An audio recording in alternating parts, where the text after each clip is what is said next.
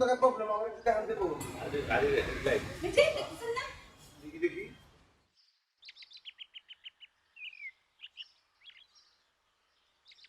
রে একেবারে দিছে।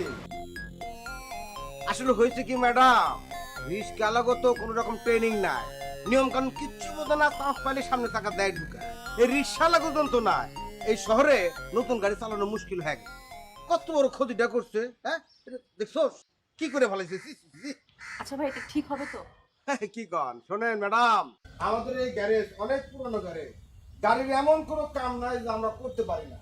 আমাদের এখানে কাম দেওয়া মানে আপনি নিশ্চিত।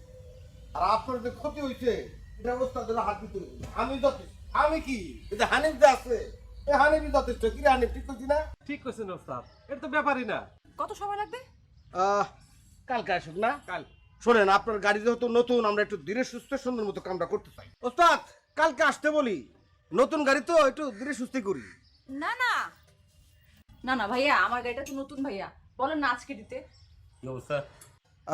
ওস্তাদ ওনারে বললাম যে দেখেন নতুন গাড়ি, একটু কাজটা ধীরে সুস্থে করতে চাই, কালকে আসতে বলে দিচ্ছি। আচ্ছা আচ্ছা না না না ভাইয়া, আমার আব্বু যদি দেখে গাড়িটা এই অবস্থা আমাকে অনেক বকা দিবে। আপু আচ্ছা, এইটা করতে কতক্ষণ লাগবে?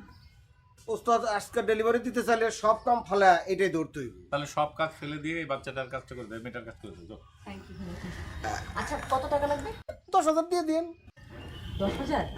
দেখেন ম্যাডাম, গাড়িটা তো নতুন চকচকা গাড়ি, বারবার বলতেছি না যে পার্সপোর্টে কিনতে বাইরে যাইতে হইব।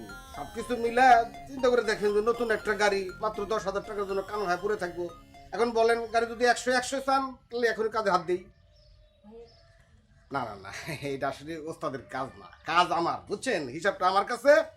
মাত্র 10,000 টাকার জন্য গাড়িটা এইভাবে রাখবেন কি? ঠিক আছে, করে দেন তাড়াতাড়ি। হানিফ, ম্যাডামকে চা পানি দে, বসুক, আমি নিজে কাজে হাত দিতেছি। হ্যাঁ আচ্ছা বসেন, আপনি বসেন।